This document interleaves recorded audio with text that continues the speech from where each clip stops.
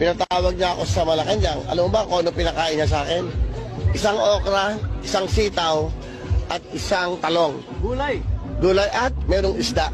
Tapos, meron kaming sabaw na may malunggay. Sabi niya, ayaw niya na kumakain ng steak sa Malacanang dahil masyadong mahal. Sinabi niya sa akin yan. Totoo yun. Ayun, ayaw niya. Sabi niya, pasensya ka na, ayaw namin gumastos ng malaki. Dahil, alam mo naman, syempre, nakakaya. Kumakain tayo ng masarap, marami naghihirap. So, kasi kailangan talaga marinig ng Pilipino ito para hindi ninyo kakalimutan kasi baka akala nyo imbento ito.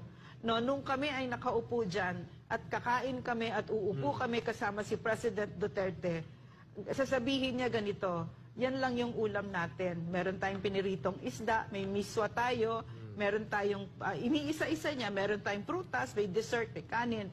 Okay naman yan. No? Kasi hindi natin pera yan. Pera ng taong bayan. Pwede nga sabay-sabay na kami, pera ng taong bayan yan. Every day that we ate with him like that, it was really like that. He really lived it. It was so quiet.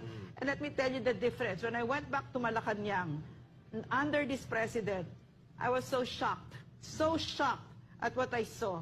There was a buffet spread with steak and lobsters in the middle of the day. And I heard that this is an everyday thing. People's money. So this is what we mean, no?